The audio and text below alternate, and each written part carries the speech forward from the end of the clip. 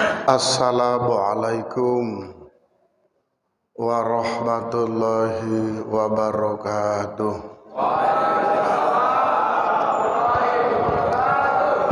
Bismillahirrahmanirrahim.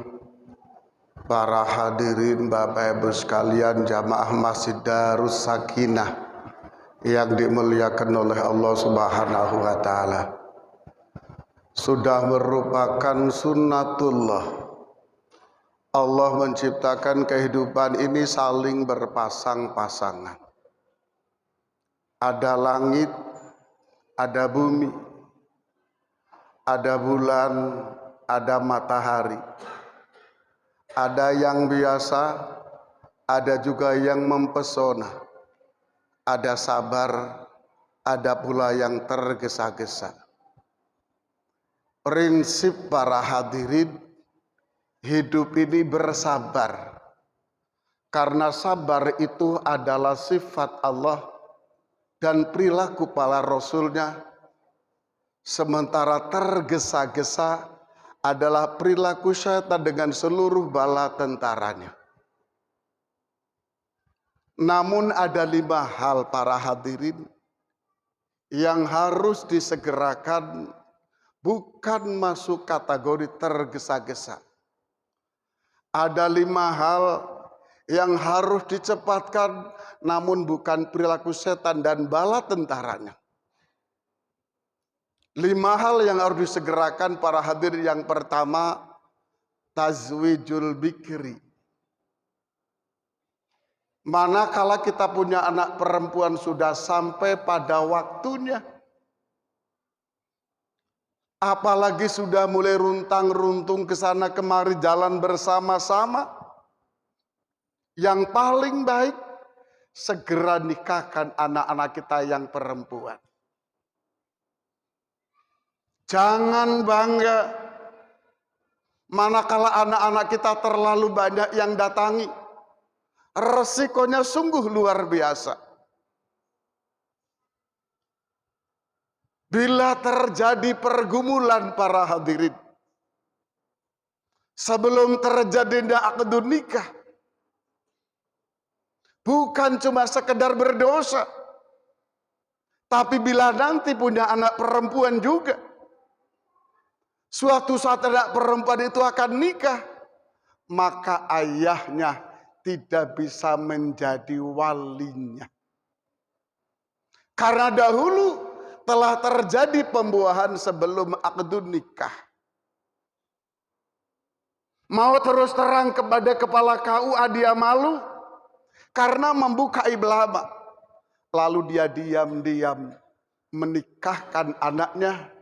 Yang terjadi hubungan sebelum nikah, maka akad nikahnya dianggap batal, tidak sah. Maka pergumulan anak-anak kita termasuk zina untuk sepanjang masa.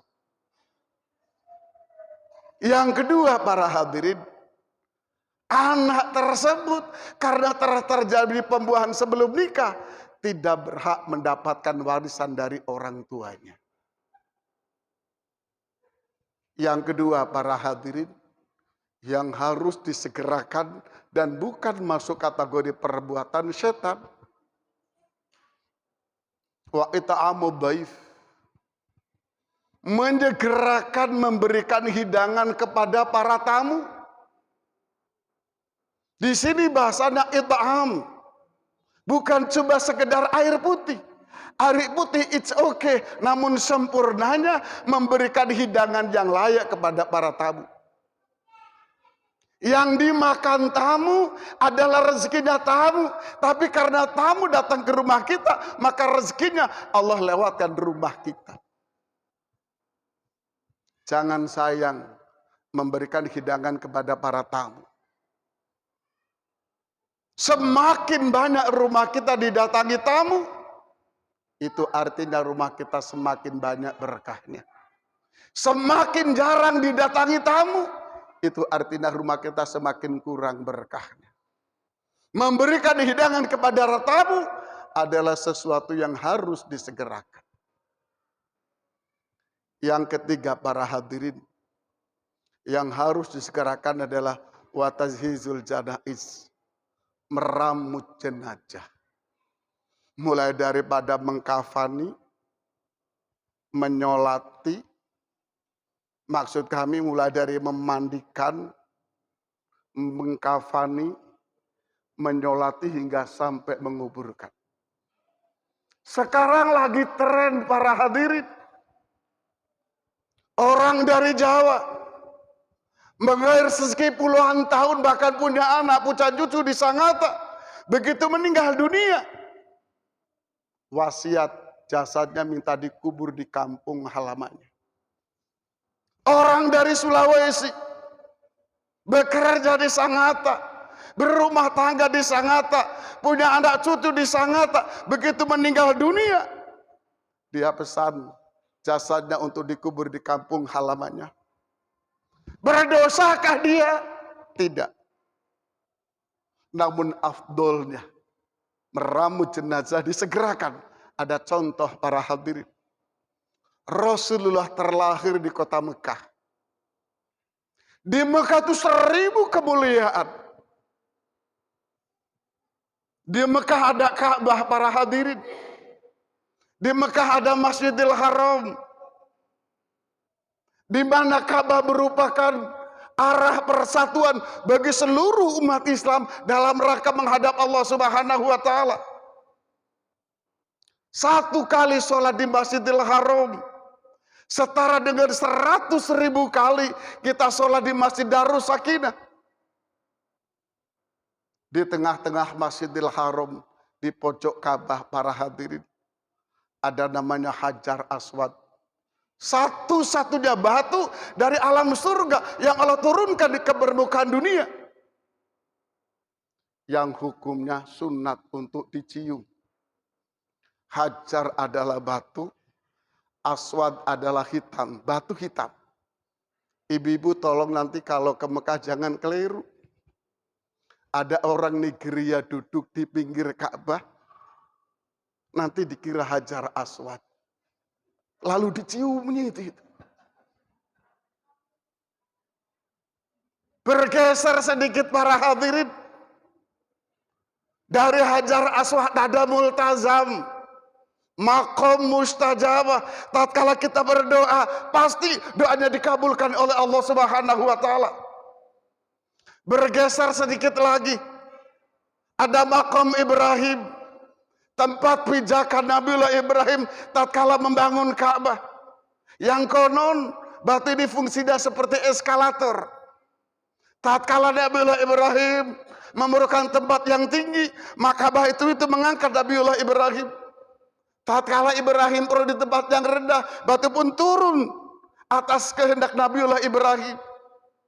Maqam mustajabah, disunatkan sholat sunnah 2 rakaat sekaligus berdoa di sana. Bergeser lagi sedikit para hadirin, ada namanya Hijr Ismail. Maqam mustajabah, disudahkan sholat sunnah 2 rakaat, disudahkan berdoa di sana. Rasulullah terlahir di kota Mekah dengan sekian ribu kemuliaan, lalu hijrah ke Madinah, wafat di Madinah, dimakamkan di Madinah, tidak dibawa ke kampung halamannya. Ini artinya perintah. Tatkala kita tinggal di Sangatta, meninggal di Sangatta, yang terbaik kita dimakamkan di kota Sangatta. Ada pepatah bahasa Indonesia yang barangkali cocok juga dengan konsep ini. Di mana bumi dipijak, di situ langit dijunjung. Yang keempat para hadirin, yang harus disegerakan kata Rasul, wa qada'u dain, melunasi hutang piutang. Allah berfirman, wa idza tadayantum bidainin ila ajalin musamma faktubu. Manakala terjadi transaksi jual beli dengan pembayaran tempo, catatlah. Artinya Islam memberikan kelonggaran. Islam membolehkan jual beli atau transaksi dengan pembayaran tempo. Namun tatkala kita pinjam, tatkala kita hutang, hati kita sudah harus niat bahwa saya akan segera melunasi hutang-hutang saya. Namun tatkala dia hatinya sudah berbunyi, akan aku tipu dia, akan aku tipu kau. Disitulah Allah sudah mulai menyempitkan pintu rezeki bagi kita sendiri. Berbahaya para hadirin, manakala hutang ini sampai dibawa mati. Untung Allah menciptakan alam secara global dibelah menjadi 3. Ada alam dunia, ada alam barzah atau alam kubur, lalu ada alam akhirat. Sesuatu yang belum diselesaikan di alam dunia masih bisa diselesaikan di alam kubur lewat ahli warisnya. Manakala kita dipunya hutang para hadirin, lalu kita meninggal dunia, hutangnya belum sempat dibayar, maka kewajiban ahli warisnya untuk melunasi hutang-hutang orang yang meninggal. Bila tidak dibayar, dicincang, disiksa di alam kubur. Dan lalu tidak dibayar oleh anak cucunya, sementara warisannya banyak. Resikonya para hadirin, kebaikan-kebaikan orang yang punya hutang diambili, diserahkan kepada orang yang dihutangi yang tidak dibayar. Ternyata pada waktu hidup hobinya hutang. Di warung ini hutang, di warung sana hutang, di toko bangunan sana hutang, di toko bangunan Teluk Liga juga hutang.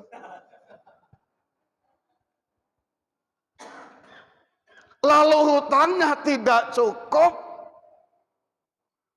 Maksudnya amal baiknya tidak cukup untuk melunasi hutang-hutangnya. Maka balik, dosa-dosa orang yang dihutang yang tidak bayar akan ditimpakan kepada orang hutang yang tidak mau membayar. Yang dalam istilah agama dia muflis, dia bangkrut, dia pailit. Tidak punya amal sama sekali. Hutang diperbolehkan, namun segera dilunasilah hutang-hutang itu. Terakhir para hadirin yang harus disegerakan, wa taubatu anil ma'as. Tobat dari segala dosa. Tidak ada manusia yang tidak memiliki kesalahan. Tidak ada manusia yang tidak memiliki noda ataupun dosa. Sebaik-baik orang yang berdosa adalah meminta maaf kepada sesama sekaligus meminta ampun kepada Allah Subhanahu wa taala. Tatkala kita taubat para hadirin, minimal ada 3 syarat yang harus kita penuhi. Yang pertama, menyesal akan perbuatan dosa yang telah kita lakukan. Yang kedua, berjanji tidak akan mengulangi lagi. Dia menyesal, tapi masih mengulangi lagi. Itu tanda taubatnya belum diterima. Kalau kita sudah menyesal, lalu tidak mengulangi lagi. Lalu yang ketiga, ittabi sayyatal hasanata tamhuha. Ikutilah perbuatan dosamu dengan perbuatan pahalamu. Ikutilah perbuatan salahmu dengan perbuatan baikmu.